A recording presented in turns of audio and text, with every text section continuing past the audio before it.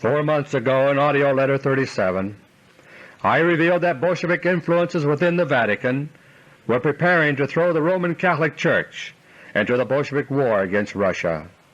2 months later I explained how Pope John Paul I had run afoul of this game plan and what had happened to him as a result. I also pointed out the tangible evidence which was available to prove my charges of deceit and fraud within the Vatican.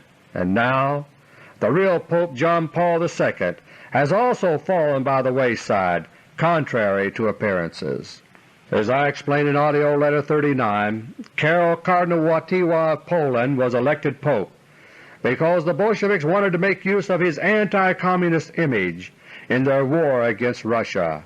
But as Pope John Paul II, he also had a flaw which the Bolsheviks could not tolerate. From the moment he became Pope, Wojtyła made it clear that he intended to shake up the Vatican bureaucracy known as the Curia. Initially, he did not reconfirm any top officials of the Curia. He merely asked Cardinal Villot of France to stay on as Secretary of State, quote, "until other decisions have been made," unquote. Through these actions and other statements, Pope John Paul II made it clear that he was planning to completely restructure the Curia. Any such restructuring, my friends, would have dealt a serious blow to Bolshevik power within the Vatican, for it is through the Curia that the Bolsheviks now exercise their Vatican control, and their key agent, Giovanni Cardinal Benelli, is one of those who would have been replaced in a Curia reshuffle. But the Bolsheviks had known that Cardinal Wojtyła as Pope would try to change the Curia. As Archbishop of Krakow, he had often spoken in favor of such restructuring. So when he became Pope, they were already preparing to make sure he did not carry out his plans. When Cardinal Wojtyła was named Pope on October 16, 1978, it was only his anti-communist image that the Bolsheviks wanted. Wojtyła himself was a strong-minded man, not the type that usually makes a good puppet. And so, even before his election, Wojtyła's unacknowledged replacement was being prepared. For the first few weeks of Pope John Paul II's reign, he was kept busy with public appearances. On October 27 he began his shake-up of the Curia by firing a veteran cardinal, Cardinal Felici, as president of an important Vatican Council, but his heavy schedule of public activities tied his hands from moving rapidly on the promised reforms. Then in mid-November the Pope virtually dropped out of sight for a time, but on November 21 the Vatican released an announcement that was as brief as it was stunning. As of that date, Pope John Paul II was said to have confirmed in their posts all the top Curia officials who had served the previous two popes. Without explanation, we were told in effect that Pope John Paul II had undone his own plans for Vatican reform. My friends, here is what actually happened. During the period in mid-November when Pope John Paul II was seen very little, his poisoning was in process. Beginning November 18th, this took the form of a very powerful airborne poison based on plutonium and zirconium, a variant of the poison that produces Legionnaire's disease.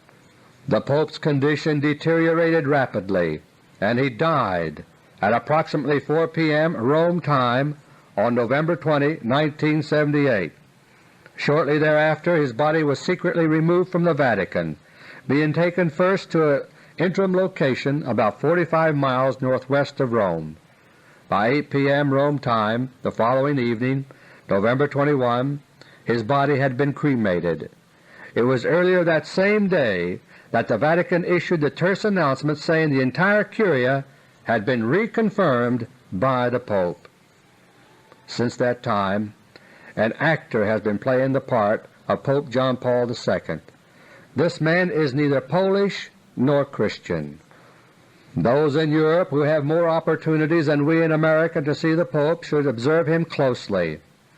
Pay close attention to the voice, the mannerisms, the closeness of the photography. Compare the pictures of the dead Pope and this actor, and the exact nature of his public utterances. These days the actor Pope is the most visible Pope in history, made so by the controlled major media, and his pronouncements are moving the Roman Catholic Church closer and closer to open confrontation against Russia. My friends, in AUDIO LETTER 39 I explained how the satanic fraud surrounding the death of Pope John Paul I could be proven. Now their fraud has taken the life of another Pope, and 700 million Catholics are gradually being called to arms in the cause of Bolshevik warfare against reviving Christianity in Russia.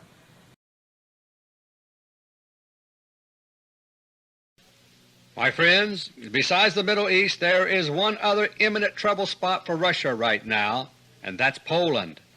In AUDIO LETTER 42 I revealed the Bolshevik plans for a Pope's revolution to erupt during the actor Pope's visit to Poland.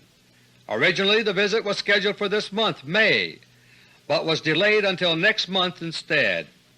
And very early this month the actor Pope, the Bolshevik double for the late Pope John Paul II, was eliminated along with his Bolshevik boss Cardinal Benelli.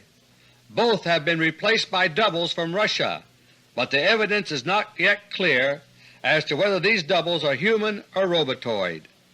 Having accomplished this Vatican coup d'etat, the Russian and Polish leaders believe they will be able to prevent the assassination of the Pope from taking place next month.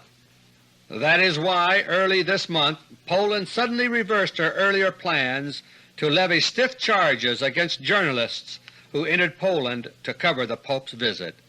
It is a calculated risk, but the Russians feel that the publicity surrounding the Pope will be beneficial if the Bolshevik assassination plan can be thwarted.